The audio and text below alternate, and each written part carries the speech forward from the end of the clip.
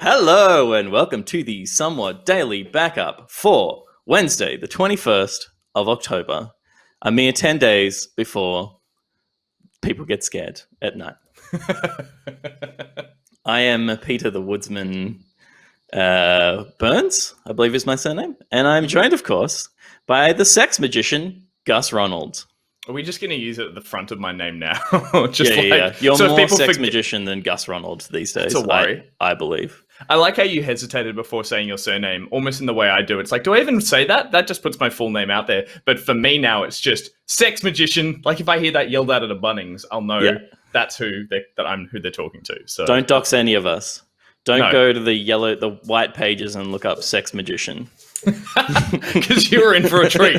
Wow, there's a whole section on me. Go to the yellow pages and look up sex magician. This is a joke for people who remember what yellow and white pages are. Can I make a confession that's years old confession that I had to retell someone recently? Is that I, when I moved up from Melbourne, I brought my street directory with me, which if you're from Melbourne, you would know it is called a Melways. And I came up here, and like maybe a couple of years into living in Sydney, I asked someone if we were getting in the car. I was like, oh, do you have a Melways? And they're like, no. I was like, oh, like a street directory. And they're like, no, we have a Sidways. And in that moment, time stopped, and I saw through the universe, and I was like, Melbourne. I just assumed it had just, I'd been told that word since I was like 5 in the car. Hand me the Melways. I never thought Melbourne ways. It just blew my freaking little mind. Well, my big mind, because it was only like 3 years ago. I was like, you're an idiot, Gus. That wasn't 3 years ago. You've been in Sydney since 2011. No, that's what I mean. I'd been here that long and realized I hadn't had to use a street directory, as many of us don't. Again, a lot of people watching right now might not even know what a street directory is. Is there an Adele Ways? Yeah, I don't even remember it being called a Sid Ways. I think I remember having street directories, but I don't remember them having the name Sidways. Maybe it's not, but then I just assume surely one company has made, and I like that you went Adele Ways. Like, is there a Brisways? Is there a Gold Coast Ways? It's like I'm not entirely sure, but that was my confession of my people who wouldn't know what a yellow pages is anymore. Those little walking fingers. People are like, what are you talking about? Those things that used to recycle. Did you have them up here? The recyclable yellow pages bins that were like the big yellow guys with green spots all over them?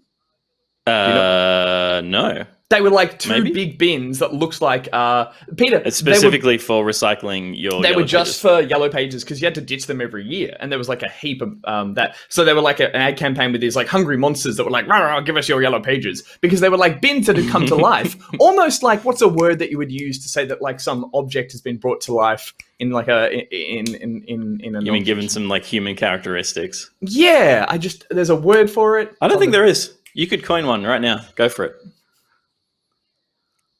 Add as many syllables as you like. My brain just lost it trying to make up a word with more syllables than I was ready for. Not going to happen. Not big on dignity has found a word, and they've said that's not a real word. I don't know what you're talking about. Come on, guys. Real words only, thanks. Ah, dear. How are you this morning? It is a Wednesday, and it's us again doing news. What's this about? Here we go again. Yeah, everyone else is busy. All the good talent's busy. So welcome to the waiting pool of news reading. We're the D team. I'm okay with that. That could sound bad though. I'm not going to put the D team on the stream. Oh, you said D. I thought you said B. I was like, yeah, B team's good. No, D team. it's C. Let's go C. D team does sound like a misogynist podcast that a bunch of dudes do, like no girls with the D team. Yeah. Just blokes. Just for blokes. Just for blokes. It's the sorry, JFB. a couple of in-jokes here for people who watch the Thursday night show. Mainly jokes at my expense, but that's how this all works. I'm trying to pop the chat up, Peter, so I can see that in the background, but I'm having trouble doing that. So once we do that, I reckon we should crack on with some news. Yeah, well, I'm gonna call out the Pocketeer patron Pick extraordinaire, also known as Pete's Perfect Pocketeer. Yes, he remembered. Oh, I'm so proud of you. I added it to the script.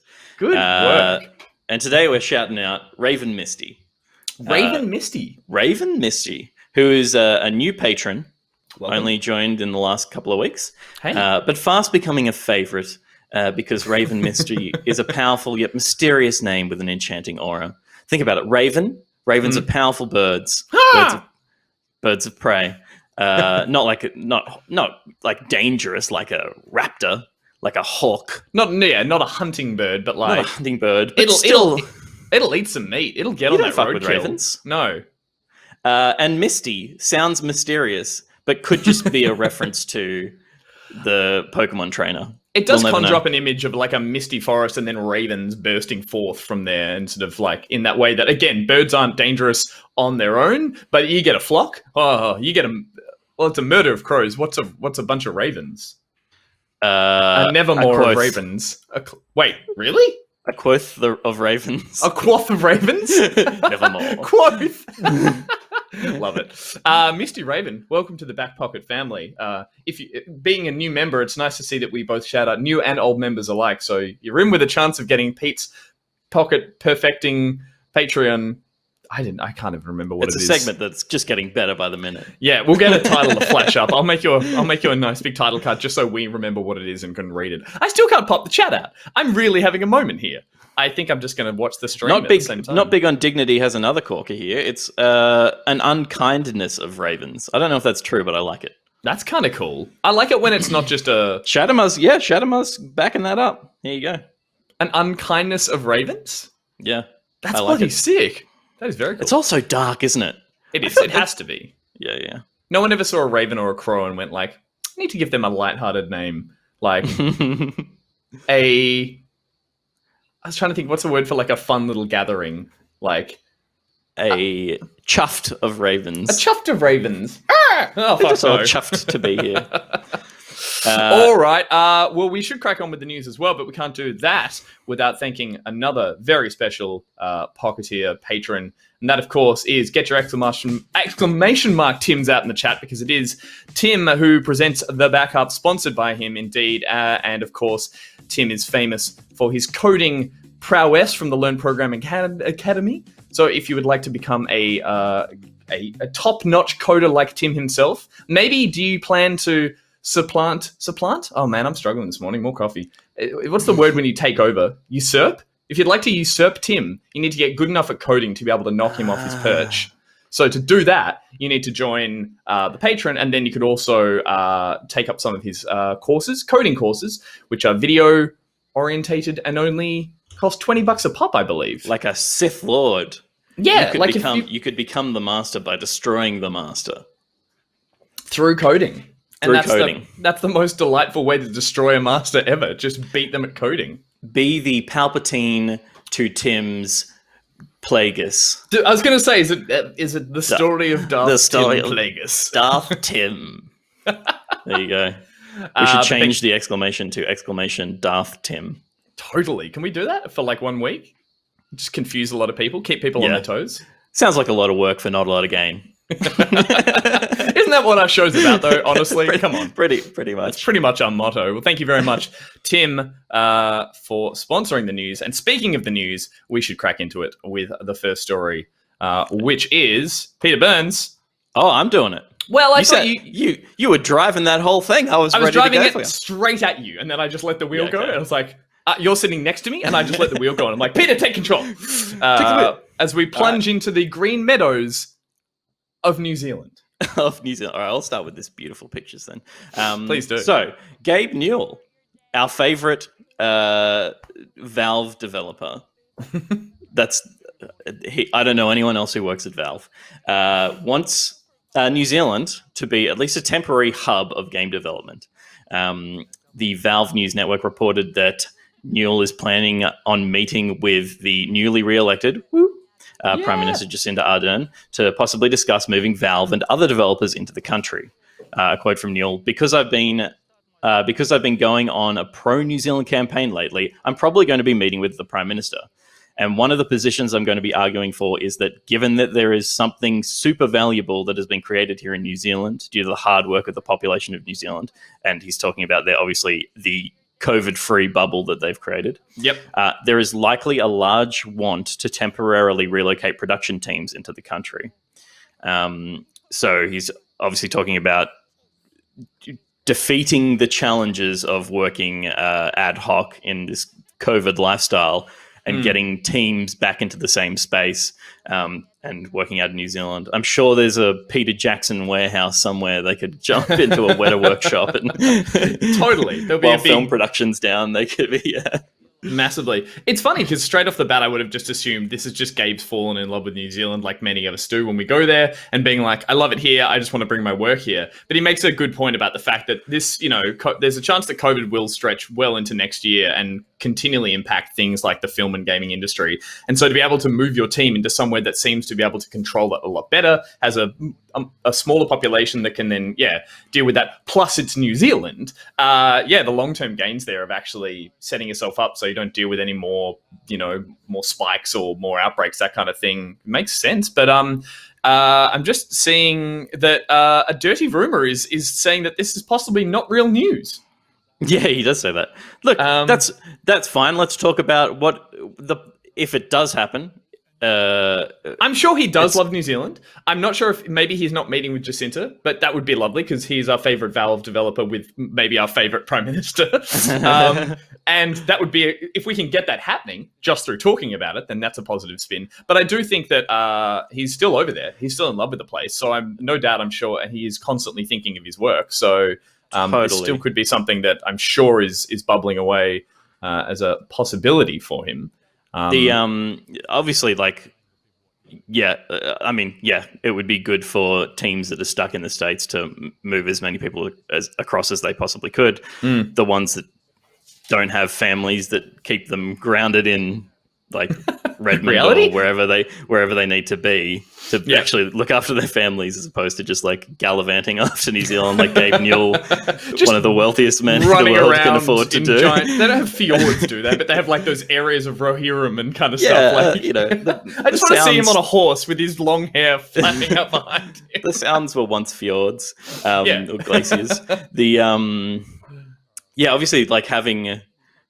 And we're still not in a COVID-free bubble, but obviously we have good relations with New Zealand in terms of people working in New Zealand, Australians working in New Zealand, New Zealanders working in Australia. If they do establish anything in New Zealand, even temporarily, even if there was a 12 or 18 month boon of game development from the States or from Montreal or from wherever that went to New Zealand, it would potentially develop an infrastructure there that means that New Zealand can continue to support the industry in a larger way than it currently does. And that might mean that there's a potential. We kind of are, Pete, as we have a bubble with New Zealand. Yeah, but we're not COVID-free and they are, so they're not letting us in.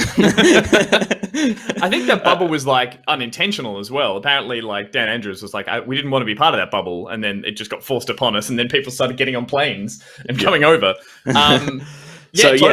There could be good opportunities for people in our region if something like this happened, and the Yanks go home, and that leaves a a bunch of empty warehouses that were once Peter Jackson's that were then Gabe Newell's, and then we're we can move a back pocket studio into one of these. Yeah, totally. No, totally. And look, even if it isn't exactly happening the way it's playing out here, it brings up a good point about, as I said before, about people having to future-proof in the next kind of year or so and think about realistically what's the best way to not only keep a business or an industry succeeding in these troubling times, but also how do we come out the other side of this, and whether or not that means a transitional period where you can relocate somewhere and give a boost to the economy of a place like New Zealand, I think would be wonderful. But as you said, the ramifications of that for us being just across the pond kind of thing. Are we across the pond, or are we just we're across the pond? But people say that with the UK and France, don't they? So it's a similar kind of distance. We're allowed to we can adapt that across the Tasman. Yeah, exactly. A coincidental piece of news was that last night, when this news kind of leaked out of a embargoed, NDA'd, interview with Jeff Keighley, that was all not meant to drop, but somehow some of it did. The game developer Robert Yang, at the same time last night on Twitter, was like, "Hey, I'm leaving my job. and I'm moving to New Zealand. Coincidence? Coincidence? I think not. Gabe, we know you're watching. Hire Robert Yang if he does come to New Zealand, and you are in fact starting up some kind of game development. Also, Gabe, while you are looking for those cool, like, big warehouse factory spaces, just keep an eye out. One for us. We'd love to move in next door. That kind of thing. I'd love to go horse riding with you. We can do all this online. We can not get haircuts together on New Zealand internet. Yeah, you guys both have the same hair. Amazing. For those who don't know, obviously Robert Yang is like sort of indie developer. Is he? I thought he was a solo developer, but does he work? Yeah, with a team? He does. He tends to work alone. He had a job at like a university teaching gaming. Right. But he creates some very interesting spins on game titles. Some like strongly homoerotic games. Massively. And one of our favorite we played was Stick Shift way back in the day. You've got the footage. Which was a game about driving a car erotically. Yeah. And I might try and upside a little bit of this at the end because I remember we did there was a little montage that Johnny cut to. That's right. Basically, the concept of the game was just to erotically stroke the gear shift of the car, the stick shift, I should say. Yeah. And then which they call it in America. Yeah. Here we go. This is where we got everyone in. Yeah, he's calling for Rad. And get Sam. This is how I hold a gear stick. His hand is doing very suggestive things up and down the gear stick. I was going to say it first. We made her play it. Oh, like second line. But yes. Am I a dev with an interesting track record of games, but obviously... Did I play this? Really like what you're Look doing. at you. This is not what the gear stick's Look for. at you. I can't drive a manual, but I know this is not how it's done. God, you look I so can sexy. drive a manual, just not like this. Oh, Barjo. Finds a way to make a weird game weirder. Good on him. So there you go. We've played a bit of Robert Yang. One of those developers who's always pushing the limits, coincidence that he's moving to New Zealand. We will find out if a dirty rumor is right, which I'm tending not to believe someone whose name is a dirty rumor. But maybe that means he's really good at sniffing out dirty rumors. Possibly.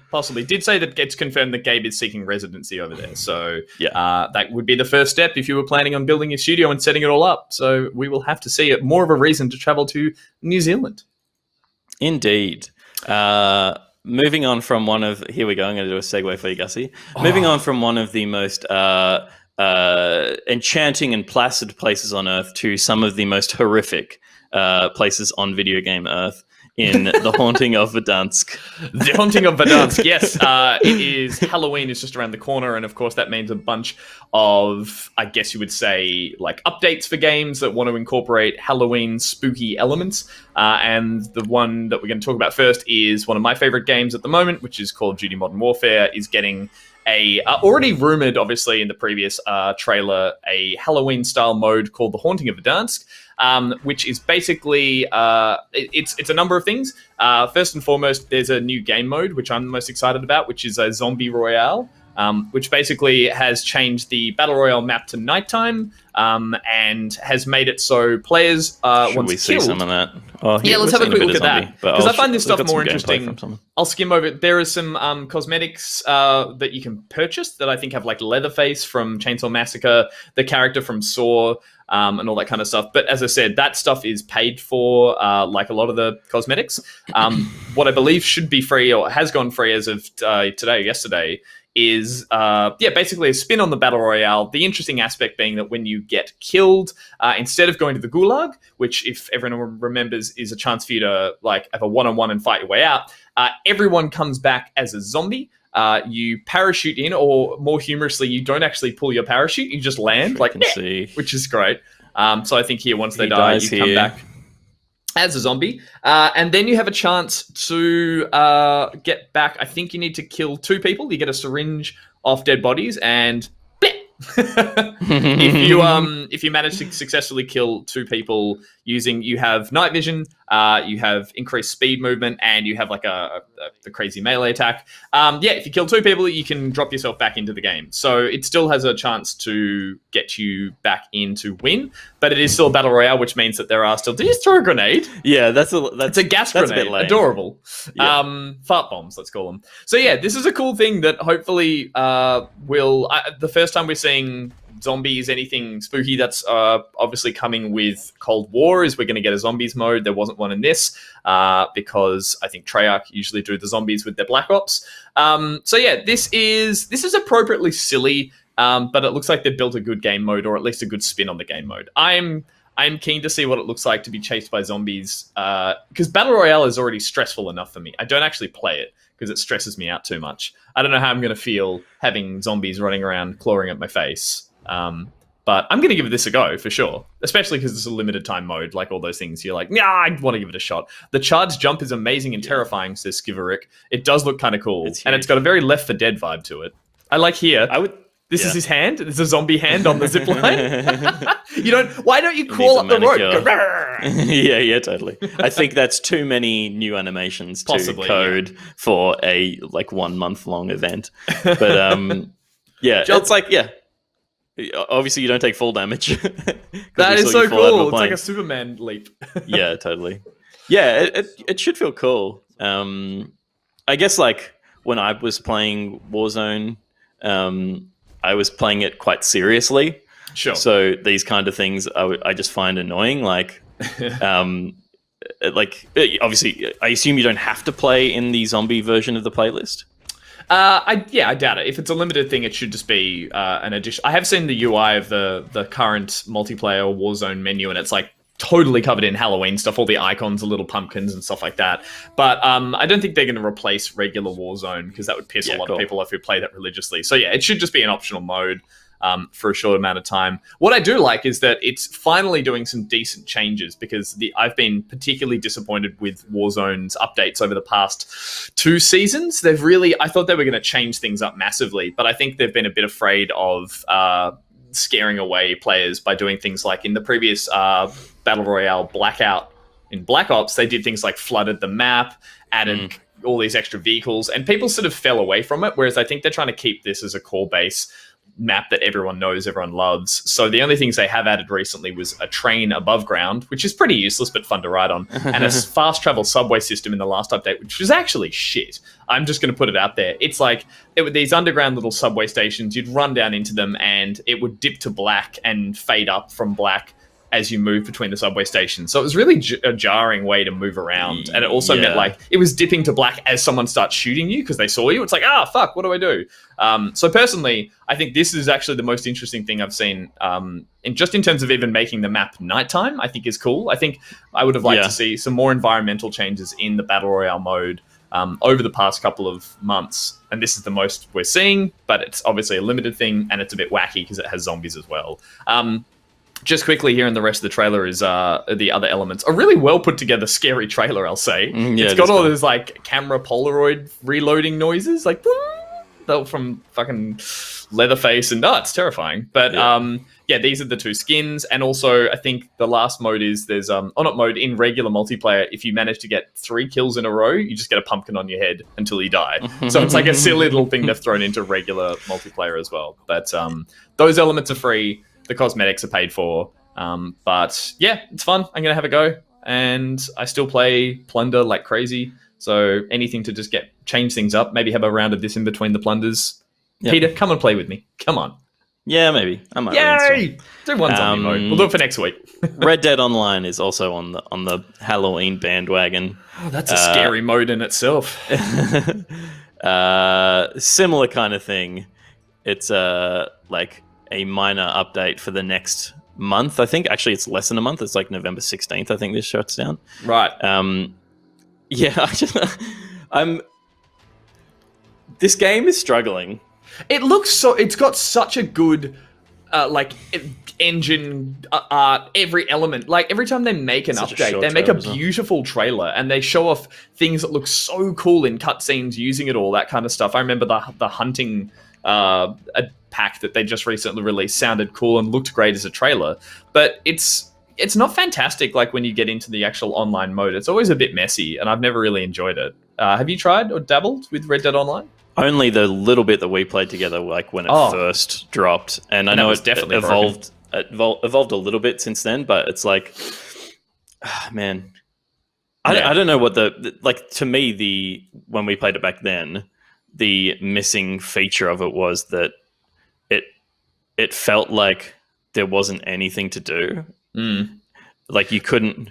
They have changed that. Yeah. Like Yeah, no, I mean, tell me what's in there that so now they've really made it so there are like sort of career paths you can go down. You can be like a bounty hunter, you can be a hunter, a scavenger, you can be a builder, you can do all these things where it's like there's constantly refreshing quests for that kind of stuff. You go to like pinboards and take bounties and all that kind of stuff, and it all goes towards your camp, which is fun. But funnily enough for me, I finally finished Red Dead and use that as a reason to jump in and try online. And what I liked there was the persistent open world and like that it was my version of a character. I hated the idea of other people being in it because like all video games, people just troll and fuck around. Apparently there are more people that take this more seriously than say your GTAs, but I love the idea of just let me have a RPG cowboy game where I can just build a farm and sit there and like rock back and forth on my deck and be like, it's good to have land or something. Like, I don't want to get on a horse and like go and like fucking lasso randoms and drag them around for fun. And they've changed the penalty systems and stuff like that. But it's still an online game. People are going to be wacky and going to be silly. I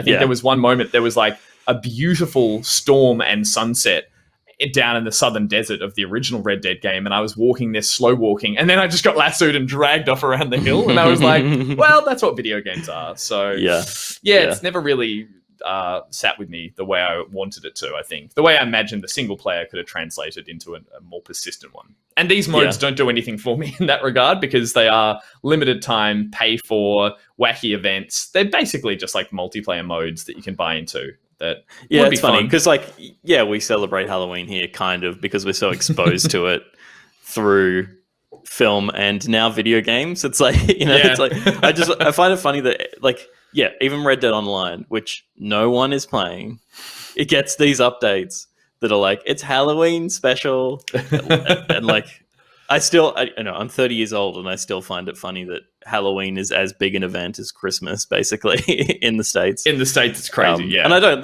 you can celebrate it if you want to. And like, I'll have a bucket of, I won't this year have a bucket of lollies for kids to come and get because I don't think anyone should be trick-or-treating this year. But I think it's probably because the one time I trick-or-treated when I was younger, what happened, Peter? There was a two-story house. We were walking around the streets. There was this two-story house, and there was a steep driveway to the front door. So the first floor, not the ground. You got your manual car stuck, didn't you? Was no. We were walking around. I was too young to drive. I know. Yeah, I was right. Yep. And so the top of the driveway was kind of like in line with the balcony of the top floor, and we walked down, we knocked on the bottom floor, and no one answered, and we're like, oh, it's not this house, and like no one's here to give us candy, or lollies, so we'll keep moving. We started walking up the driveway and heard this "Oi!" and spun around, and there was this like, when I was 13 or 12 or 10, I don't know how old I was, but when I was younger, this woman looked like she was 100 and about to die. It was a woman. She was like 60. Probably 65. She was like full grey hair, but she was wearing just a robe, and she had a ciggy in her mouth and an ashtray on the railing of her balcony, and she was like, fuck off. And I was like, okay. I mean, appropriately horrifying for Halloween. But totally. Maybe she was just tricking. Rock Wallaby 23, the Aussiest Halloween ever. At the time, it was too spoopy for me. Threw a packet of Winnie Blues at you and said, get out of here. yeah, totally. It also, I imagine as a true Australian Halloween, it would have been like 6 o'clock in summer. Hot, so it's a boiling hot up. afternoon. The sun's up, and you're just like, this isn't scary. This isn't like the movies I watched. I will say my only nice Halloween thing is that since moving near the beach, the seaside suburbs in Sydney, it's bigger in Sydney than it ever was in Melbourne, and I'm in like a family suburb that's really nice, and I've gone out the day or two around it, probably not this year again, and I've never seen more kids in costumes. It was like the American movie I wish I grew up in. I was like, oh, where was this? Whereas I was like the one kid in a zombie costume walking around an empty neighborhood in Melbourne. And I was like, here's where all the kids and the fun stuff was. So Halloween, a useless holiday, and more useless this year than ever. But I don't mind that people hang, like, I prefer this than Christmas modes in games and Christmas updates. I think they always feel super shoehorned in, whereas like at least zombies were coming to COD anyway, so it's like, hey, let's make that's this a natural appropriate fit for sure. There have been an zombies audience in there. Red Dead, yeah. I think, but then we do get silly things. I think Rocket League is doing an update where they're doing it's probably not a free skin, I would guess, but they're doing the Ghostbusters Ecto one, is the skin for the car, and I think there'll be a bunch of animations with like Slimer and the Stay Puffed.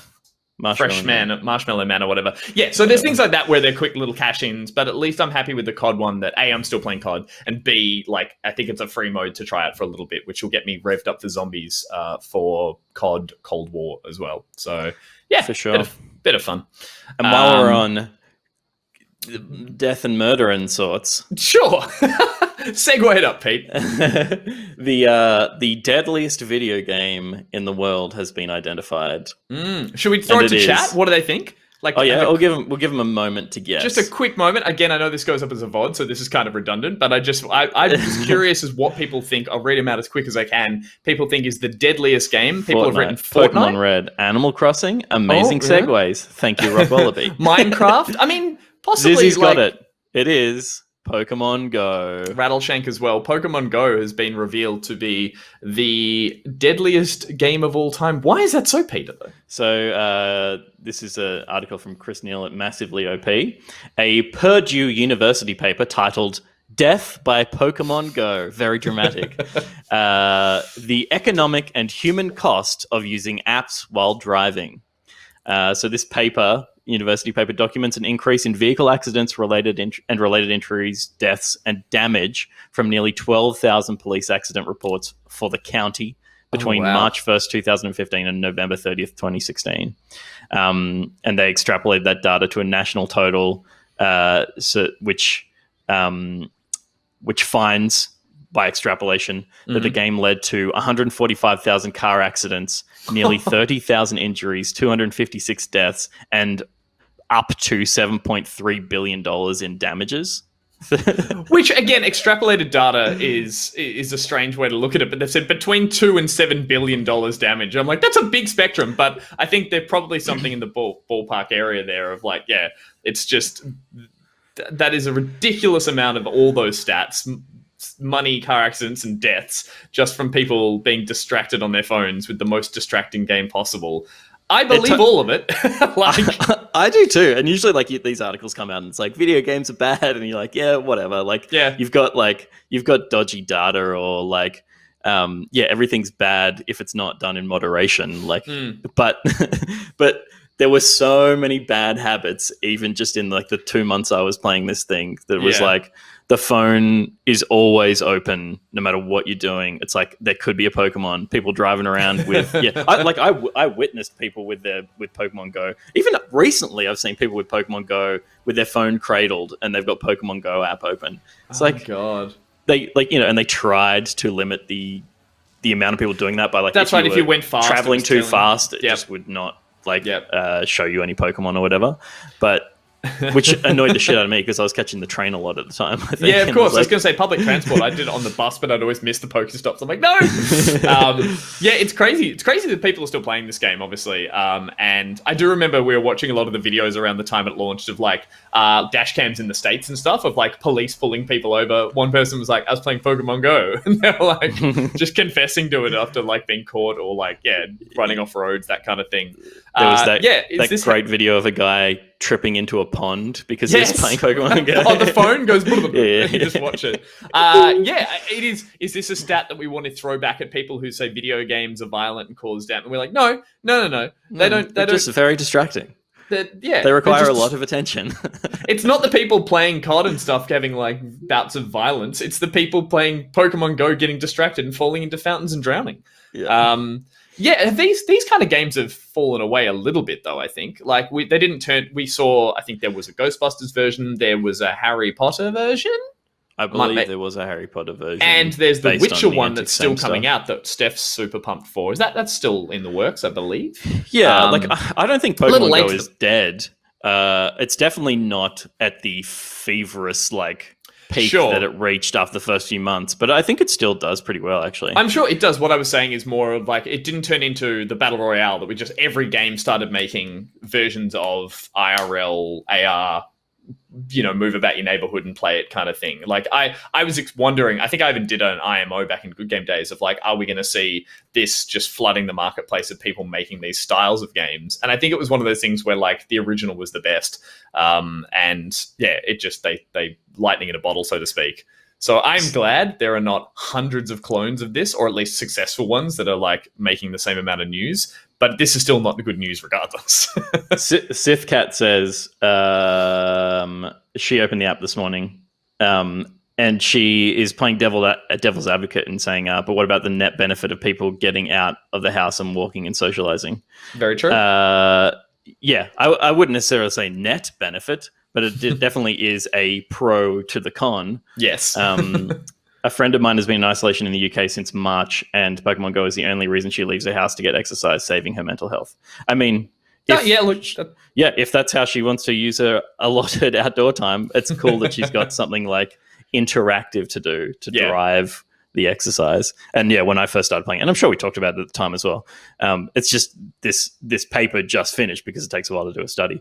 Yeah. But the amount of walking I was doing while Pokemon Go was up was there's a cafe 4 or 5 Ks up the road that I want to go to breakfast for. I'll walk it. I think I've started walking to work because I wasn't very far from work anyway, but it was Parramatta Road, so it was disgusting. And I'm I'm in Pallet Town or whatever. It's buses and trucks coming past me. So people have reminded me there was a McDonald's Monopoly version, there was a Jurassic Park version, there was a Walking Dead version. So I mean, look, they all did come out in droves. Obviously, none as successful as the Pokemon formula, which just works so well for it. Yeah, I would also say, what about, you could say, Minecraft of people who didn't do any exercise and had heart attacks because they spent years sitting in a room, not being healthy, getting obsessed with other games. I'm sure there's bad spins on many other games. This is a very different way to look at the negative impact of a game. Because it is so dramatic, I guess, and it's damaging to other people. You're not doing any harm when you're sitting in your house just neglecting your own health, but when you're in a car with your head down, that is a real scary stat, to be honest. Yeah, totally. I mean, it's just young people being stupid, and I'm sure older people being stupid as well, but it's just don't use your fucking phone while you're driving. Totally. Stop it. But I did have another nostalgic clip that I wanted to show, because when Pokemon Go first launched, I think it was to do with Pokemon Go. Oh, yeah, this was the Pocket Plus thing we did. Oh my god. There it is. What are these flashbacks? This is the week this launched. Hang on, I'll give you some volume. This was Nick catching... There was a Pokemon nearby. Where are you? Was it John? Gotcha. Oh my god, that's like a horror movie. Yes. He's such a fucking sport, man. John's a legend. That is great. It's push. It's push. Oh fuck! I assume you did that effect, yeah. Oh, look at that cheap ass Pokeball. I know. It does turn into a horror movie. I forgot this entirely. Yeah. Does he say Pika Pika? Yeah. Pika Pika. Oh, John, that's terrifying. And there's just people outside. The door's still locked, John. Oh, it's push. What a gag. What a gag. There you go. Amazing. So we had fun with Pokemon Go back in the day, and now we're given it grief. The grief that it deserves. But it's people that deserve grief, not Pokemon Go. That was a different type of danger you can fall into if you try and catch a John Pikachu. Yeah, don't do it. Don't do it. Yeah. Just run. He's going to mess you up. Oh, dear. Terrifying stuff. Speaking of terrifying things... That's the segue as you're going to get at the moment. Going from scary deaths to scary ads, not a segue, unskippable ads in NBA 2K21. This is the stuff of nightmares for people who love their basketballs. But basically, following the lead of EA, 2K has added unskippable ads into NBA 2K21 as confirmed by an Aussie website, Stevia, who caught the ads. Stevia.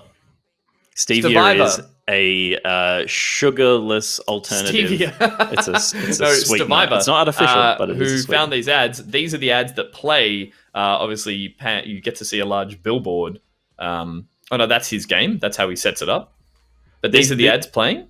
These are the ads playing. It's an ad for Oculus in the footage. And this is the conceit is that it's masking loading, but Stevia went and tried to replicate because they had people tell them that this was happening. Mm-hmm. And even on PCs running the game off SSDs, like where there should be minimal load time, they were getting forced to watch they were getting ads auto running. I'm not sure how long they were. They looked to be about 25, 30 seconds. Yeah, right. On the Xbox version, the PC version, the PlayStation version. And obviously, I mean, you talked about this about a month ago with EA. Well, that was when we were saying, remind me that we were talking UFC about the ads that we were seeing organically in the game. Well, there were ads. Like there were banner ads on, like, there's the branding on the poles and stuff like that. But there was a like video that played in the center of the screen over the game. That was The Boys. Oh God, it was too. The Boys season 2. Get out there on Amazon, check it out today. This is a far more invasive way to do it, especially if they're using the guise of it covering loading times. When if your loading finishes earlier, does the ad cut off? No, the ad will play in its entirety. That's how commercials work. And this does feel pretty nasty. Again, we're in the realm of we're not seeing an ad in between matches of COD. Like, we're seeing it on a sports game. So I think they're hoping that people will just let this stuff naturally flow through because they're like, hey, I watch sport. It's covered in ads. It's full of ads. It has nothing but ads because there's downtime. There's all that kind of stuff. But look, I'm not a fan of this. I think it's a cheeky move. And I like the idea of seeing something like diegetically in the game. So if it played up on a billboard while it panned past the players all getting sweaty and having Gatorades, I'd be like, oh, that's kind of cool. It's funny. Yeah, it's a fine line for me. I'm the same as you. Yeah, like, oh, real world ads in my game. But the second it is full screen, taking your attention away from it, I find that a bit, that's just abrasive and not fun to watch. It's also like, because, I'm the same as you. And I know Nick was like, all ads in games should fuck off. Obviously, there's licensing agreements with teams and stuff when you're making a sports game that there's a Nike tick on that guy's jersey because Nike sponsors that team, and that's part of the deal that gets signed. But like, I feel the same in that I'm like, if there's a big screen TV on, or like, in FIFA, like the surrounding of the field is those live like ticker ads. Borders. It's like, if they changed every couple of months when EA made different deals, it's like, I don't care. And I kind of think it's cool that it's almost it feels a cool like the thing. game You're like, is alive. Something's different in the game. Yeah. Whereas like when you're forced to watch ads and when you've spent thousands of dollars building yourself a machine or buying a console and buying games, they need to launch as quickly as they possibly can. I like that the thing here really getting your goat is the idea of the loading times. It's like you want minimal loading times, therefore the ad should be sped up so they just play really quick. But is this isn't one of them? Oh no, this is a trailer we're seeing that has it. Oh, this is an ad. This is just footage of. I see. Can I just like quickly circle back onto the fact that we talked about this when we looked at a basketball game, looked at NBA 2K in the past, like the detail they put into the stuff that's not the basketball in this, the mascots, the guy sweeping the court, the coaches all having an argument on the court, the fans sitting in there like all drinking. Yeah, like there's a level of detail and authenticity to the game that I find really amazing in particularly the NBA series. But this does feel like, and are we seeing, remind me here, we are seeing how you see it in the game right now with the My Team. There's the loading in the bottom right. I mean, we're seeing the percentage ticker count up. Yeah. I mean, end of the day, would you prefer to see something interactive rather than just a flat screen of a rotating dragon? Well, I prefer to see that stuff that we see at the end of this clip, which is sorry, not that. This bit is like built into the game. This is made in the game for the game, and it's like, here's trivia about the sport. Here's like, and you can interact with that as well. Like, see, it's like left trigger is 1, 2, 3, 4. How many? Like, that's more game in your game. Yeah, that's true. I didn't notice that. And you just spent 30 seconds thing. depriving me of game, even though it's just a dumb little trivia thing. You spent 30 seconds depriving me of that because you sold it to Facebook. Yeah, I think FIFA was I really enjoyed when they incorporated the loading screen just having shots on goals. So similar thing, free throws, like give you something interactive to do. But to sell that out as branding is shit. Does not surprise me in the least. And they'll see how long they can get away with it until if there causes enough backlash, it might disappear. If it doesn't, we'll just see it in a more... like, advertising is just finding its way to squeeze into every element of our lives at the moment. So it's just like, I'm not surprised in the slightest. Hella Lost is right here making a point that it needs to be stomped immediately. Give them an inch and they'll take a mile. 100%, yeah.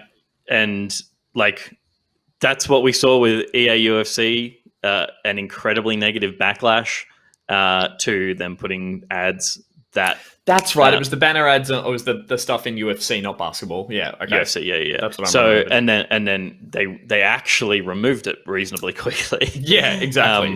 Which you got to be loud and fast, I guess, with that kind of response. But did they already set a precedent that 2K is now following and will just will turn their noses up at any negative feedback? Yeah. I mean, this is this broke on Survivor last night or yesterday, so I don't know if there has been an update this morning. There hadn't been just before the show started that I saw. Again, if there was a free-to-play version of the game, I'd totally be okay with it. If for some reason there was again, I don't know, sporting games don't really do that, but if there was some version of it, peppered ads throughout it, you're like, yeah, I understand that. I watch YouTube with ads if I don't pay for it, all that kind of stuff. People know how those models work, but you pay, especially for a 2K game, you pay $119.95, and that price never drops. It never goes down, and suddenly you're getting ads thrown at you. I mean, as I said before, I think we just need to. We're moving more and more year on year into worlds where advertising creeps its way into everything. Corporations are always pushing. The second we let our guard down, they're in there. And if you don't want to let your guard down, join the Back Pocket Patreon. You can do that by simply heading to patreon.com/backpocket, and you can get in there for all your back pocket goodness. Now back on with the regular show. Very nice. See what I did there. See what I did there. You got to watch out. We will slip our ads in when you are just not expecting them. Speaking of slipping things in when you're not expecting them, Peter? Oh my goodness. Well, we're actually slipping something out because there's more kind of bad news for fans of Vampire the Masquerade.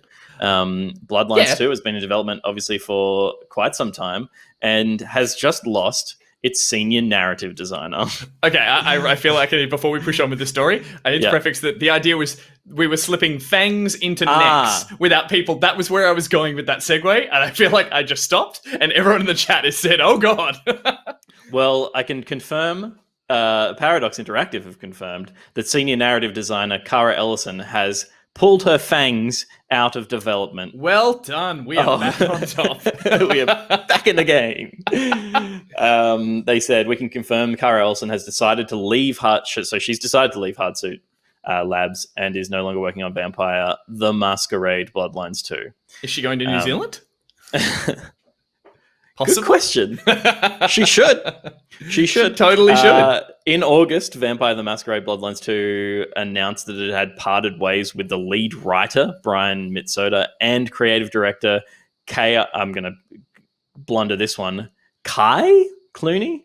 K-A-apostrophe-A-I. Kai? Yeah. Kai? Yeah. Reasons for their release weren't given. But Mitsoda suggested that he wasn't happy with the split. This is at the time in August, saying that he was unaware of any problems and his firing came as a complete surprise. Yeah, right. The game, we're looking at it now, this was an IGN half-hour playthrough. Obviously is reasonably deep into development. Totally. I thought it was pretty much when was the planned release date? I thought it was relatively soon, as next gen hits. It's been teased as one of the games that'll be played on new consoles. Yeah. So it's it should be launching soon. I think there was delays as well, but yeah, right. They have been shedding a lot of their, and it's mainly bleeding, if you will. They've been bleeding. They've been bleeding a lot of their higher tier creatives. Yeah. Perhaps the studio is the narrative is done. See, I was going to bring that up. To keep you on till launch. It's tricky, isn't it? Because I don't want to. The development has been pushed back for so long. Like, they're paying these people whose work is effectively done, but like a creative director should be there till the game launches. Definitely, and even as I said, a narrative developer needs to make sure that things that change don't ruin that narrative or don't change the story structure of what they've built. But in these current tumultuous times, it does feel really what's the word? Sort of narrow-minded to think that, okay, story's written, cool, you're gone, let's move on to graphics. Graphics done, cool, now it's the sound team, you come in. I'm sure this is not how game development works, but it's not traditionally how game development works, because everyone has value to the team, and I would argue the same is true of television and film and stuff. But like television and film is a little bit more broken up like that, where it's like the camera guy shoots it, and then the film's not coming out for another 18 months because it's going through post, and you're not going to pay the camera up for another 18 months to be there. Or you might need pickups, but he's not sitting there on a retainer being like, ready when you guys are. Yeah, I mean, totally. if he is, he's found a sweet deal. But he's got a good job. But like creative director getting kicked out and lead narrative, it feels like lead implying that your job is to stay there and make sure that all the people who come in and out of the project are all constantly across everything that's, it's a higher management position and therefore, is important. But again, we're saying that Kara here is leaving on her own accords, I think. Whereas you were saying that I actually haven't seen anything from her, but Paradox. It says that Kara has decided to leave. Hard. Yeah. So, but that's from Paradox, not from Kara herself. Very true. Very true. So who knows what happened behind closed doors? But yeah, that's a lot of the creative leads of Bloodlines 2 are no longer in the studio before it's gone gold. So look, I'm sure the game is actually still going to be fine, but it just it feels like an awkward.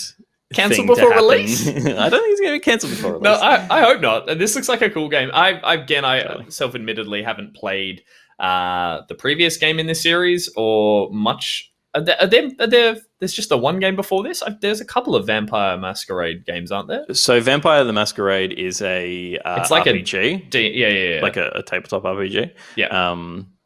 And Vampire the Masquerade it had a game that was came out I think in 2003. And this is the sequel to that. But is Bloodlines is a spin-off kind of thing? No, I think it was Bloodlines. It was Vampire the Masquerade Bloodlines was the game. And Bloodlines 2 is obviously I mean, I never played Bloodlines, but I assume there is some story that will continue its threads through here that was why Kara was there in the first place, to give it a narrative. So just an interesting thing to happen, pretty close to release to be down 3 of your key directors. No, definitely. And again, let's hope it's because they finished their job, they finished their contracts, they got paid and they walked away, and that's just us looking through rosy blood-tinted glasses and hoping that the finished game will still be there. But if it's a narrative mess, we now know why. If we're bouncing around story threads that make no sense, if there are flash forwards before there are flashbacks, we'll be like, this is because of Kara. This is because she wasn't getting treated right and she walked out of there. So, we'll see. Rockwell will be 23. No relations to Bloodlines, the Netflix show. No, yes, of course. The Ben Mendelsohn show, I think? Yeah. And what is his name? Kyle Chandler? I didn't watch it. You guys did. I watched the first season. It was great. And then it kept going. And I was like, I don't need this depressing story in my life. Well, that was the feast of news, the buffet of rich, delicious, tasty morsels of news. But if we were to move down the buffet to the Bain Marie next to it, of the scraps, the leftovers, the reheated cast yourself metaphorically 12 hours away. It's the next morning. You've woken up. The meat sweats are gone, and you're starting to feel peckish again. And what are you looking for, Gus? You're looking for leftovers, Pete. You're looking for news leftovers. Goddamn right. So what have we got in that regard? Well, I wanted to just watch this trailer. It wasn't out last night. It launched overnight. A trailer for The Sims 4's next expansion, Snowy Escape. And I feel like we should watch it because you like skiing and because Nick's missing out again. Go for it. I love that we've been watching these Sims updates going, none of us are going to play these. Yeah. Oh, look how cute it looks. I mean, it's adorable. This is just like our ski trip, I believe. We didn't go to Japan, to be fair, but I love that in the meantime, someone in chat's like, God, I miss buffets. We're not going to see them for a while. I mean, Sims is just what the world should be. It's like more so that this game series is going to become more and more relevant as the next year goes on. It's also like this is showing like an action game, and it's like, no, you're just going to climb the wall, and then your sim will climb the wall and then be sad and hungry after it. Oh, there's onsens. Although, hang on, there are onsens with males and females in the same one. Not really a thing you can do in Japan. There are male. This looks all predominantly. It is all set in Japan, is it? Yeah. Oh, that's really cool. That's cool. I would totally build my very Zen-like sanctuary. It's actually like. I mean, I feel like all the Sims updates are always good. They're not always for everyone. Like, there's not like some people obviously don't want to play the Star Wars stuff. And some people won't want this, but this looks like the kind of thing that you'd be totally down for. It's actually really cool. I did when I went to Japan, I traveled to Kinosaki Onsen, which is a town that is predominantly famous for their onsens, and I think it's in the name. And their crab. They just you eat crab in hot baths for like days. It is amazing, and that kind of looks like what that reminds me of. It was just you'd sit there pulling crab apart. Like, you wouldn't actually eat in the onsens, but you'd have a lot of crab during the day. And then really quick Gus story. We went there. Yes. I went traveling with a mate of mine who's like this. He's like an extra. He's a supporter of the show. Nick Chanu. He should pop up at the bottom. We went to this town and we were reading in The Lonely Planet. It said this beautiful. It was covered in snow. It was a beautiful Japanese town. There's like hundreds. Or there's like maybe 50 different onsen baths you can go to. And at 6 o'clock in winter, everyone comes out of their houses and rooms wearing robes and they're like flip-flop sandals, and you walk around the town, a bell rings, and you all walk around and all visit all the onsens and like have a bath here, have a bath there, and you walk around the town, this freezing cold snowy town, just in a robe. And we were like, cool, we should do that. So we go into our hotel, and there is in the cupboard, there's 2 robes and sandals. And we're like, great, let's do that. So we like strip off maybe to our undies. We chuck the robes on. It's like, boom, 6 o'clock. The bell rings. It's still light outside, and it's like lightly snowing. And we step outside. No one is wearing robes. Everyone is just getting around like it's the same thing they were doing. There's locals, there's tourists, there's full like families looking at these 2 guys. I'm regular size. My friend is like an extra foot taller than me, and like a bolt like. Oh, I thought you were talking about something else. Yeah, no, sorry. He's tall. He's a tall man. Yeah, he's a tall man. Like, so he doesn't fit in like the dainty Japanese style of wearing a robe and like shuffling around. He's like just wobbling, and we're on those wooden sandals that have the 2 slats underneath them. So we're like walking on ice and stuff. I'm so embarrassed. I'm like, this isn't a thing. We read something, but. Nice side of the story, like 10 minutes later, we were just a bit early. Suddenly, all the locals start coming out, all wearing robes and stuff like that, and even a couple of other tourists. But then there were tourists who were like, we wouldn't do that. And we were like, how cool do we look? Like, we're doing the thing you're meant to do. And all the locals were really lovely and like smiling at us and pointing out which were the best bars to go to and stuff like that. So it turned out to be a really nice thing. But for like 10 minutes, I was in utter anguish of embarrassment, walking around like a Japanese town street, feeling like a disrespectful local with my like other tall white traveler friend, being like, "What are we doing?" In short, this Gus story boils down to, and pretend I'm Gus saying this. I always thought I'd be good at bathing in Japan, and I am. And I am. Look, Miss Muppet says regular size. Noted. Wait, what did I say? You said you were regular sized. Oh, sorry. I'm just saying, as my friend was like, I looked like. Yeah, but we've already read too deep into it, mate. We really have. You've lost that game. I'm 6 foot tall. He's 6.5. While we're talking sexy, I'm going to show you all porn right now. Excuse me. Yeah. So stay tuned for that. Here comes the porn. Look at this monitor. This is right. Okay. This is the spatial reality display. This is Sony's spatial reality display called the ELF-SR1. Okay. It is a 15.6-inch 4K LCD panel for holographic visualization of 3D objects and scenes, and I want it. Fair enough. It does look like very interesting technology. The idea is that I believe you can lean around the objects and look at them from angles while they're on the monitor. Yeah, so it basically generates a three-dimensional projection, similar to the way that the 3DS technology worked, but obviously at a much larger scale and at a crisper scale as well. It is generating reflections on the objects, so that when you move your head around, you're moving your head around a three-dimensionally realized object that the light is accurately reflected of. But let me stop you there. It's doing this in the way that it's doing eye tracking, I believe. Yes. So it's following where your eyes are and altering the image in front of the monitor versus I think 3DS was just like your stereoscopic style where it was having images that were split, but like in a different technological way. You had to find a sweet spot. Whereas here, you'll always be in the sweet spot because it's following your eyes. Yes. So it is very cool. The projection is reacting to your movement rather than you actually moving around a thing, obviously. It just until you say, Peter, come and have a look at this thing, and you sit in front of it, and then someone else is looking at a disaster of it. Yeah. You both throw up. Yeah, right. I just quickly wanted to show that because totally. It just looks cool. It's super specific for people creating small. For people making 3D printing watches, your time has come. Yeah. Very cool. You can take the next one. Sure. Well, moving on, I have no segue for this, but basically there is now the plans for an Atari-style hotel. So if you liked 3D popping out things, what's bigger and 3D thhan a hotel? Nick Shanu. Oh. The company currently... they're basically saying that... is this licensed an Atari hotel? Yeah, so it's an Atari. It's a hotel brand.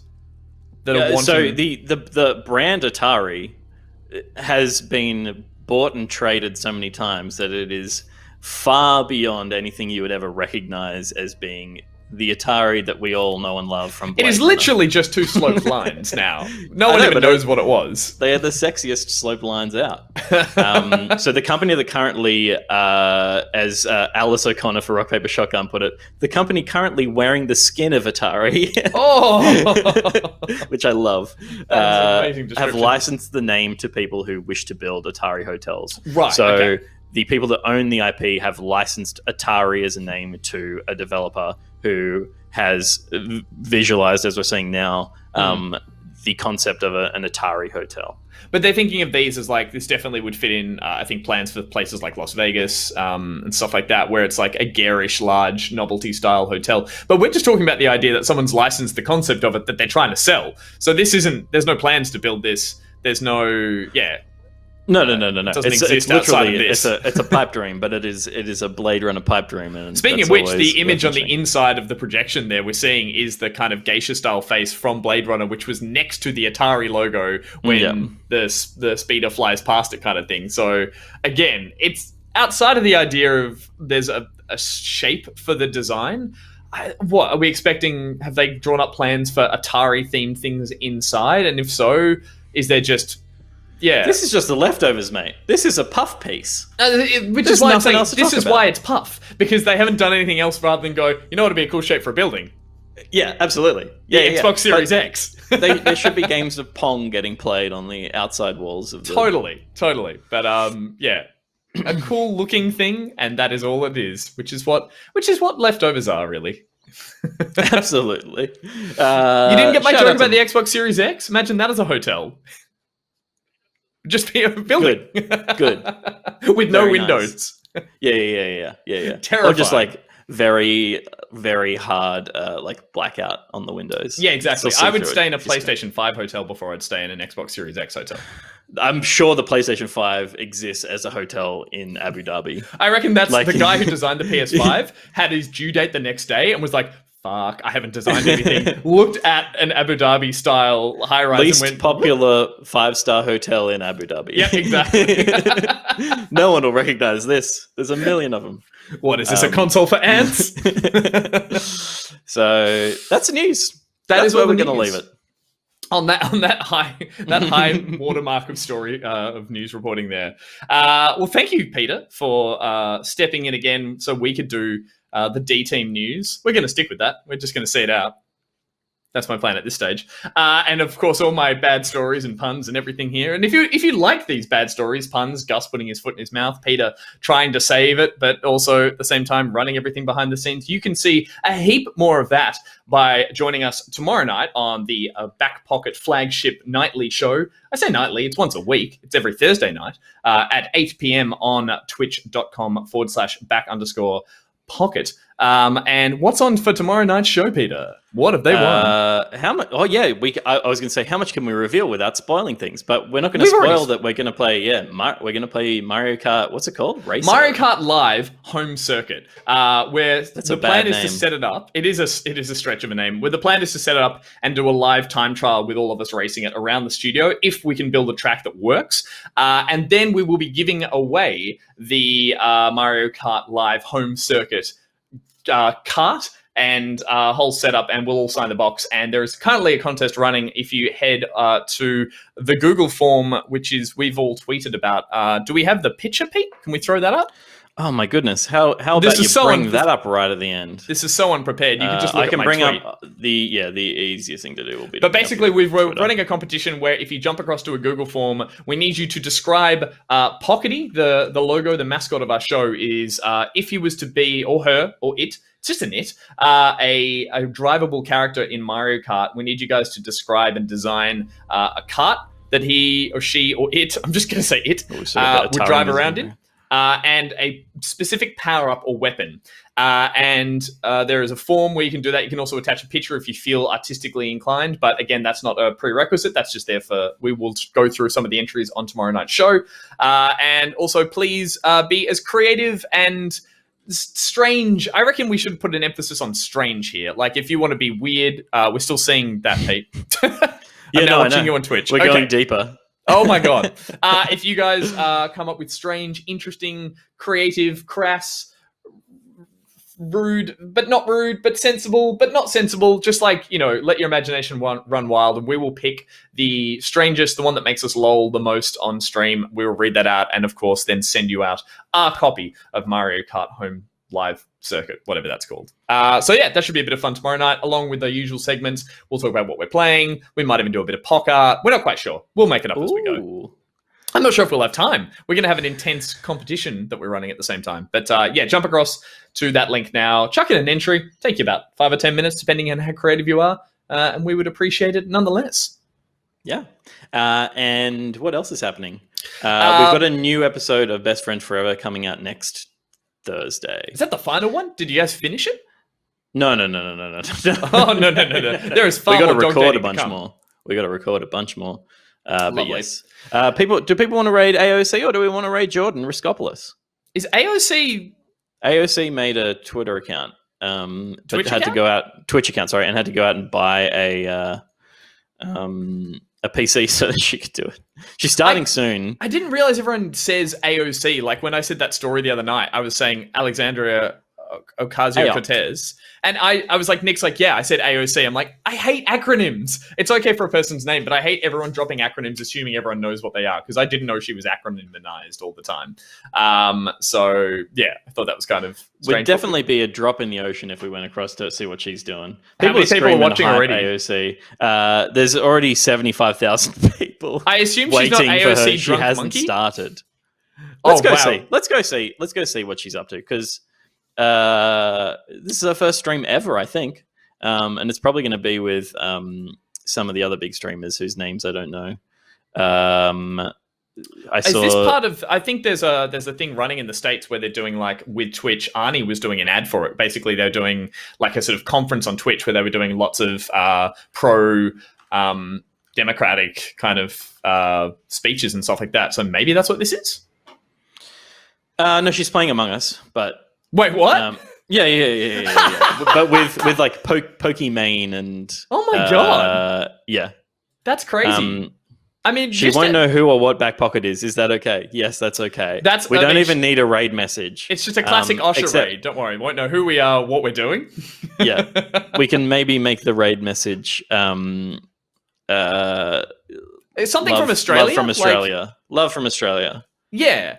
Something like that sounds nice, just as a way to kind of follow what's going on, and that she knows where we're from, at least. That'd be fun. Cool. All right, well, let's rate over there. But as we said before, tune in tomorrow night to watch the main show, the YouTube channel. If you head over there, which is youtube.com/backpocket channel, we'll have a new episode of Best Friends Forever up on next Tuesday. If you haven't caught already, Nick's playthrough of I Am Dead has gone up. That went up yesterday, so you can jump across and watch that one. Very funny, cool game, nice art style. Lots of lovely edit stuff from Will as well.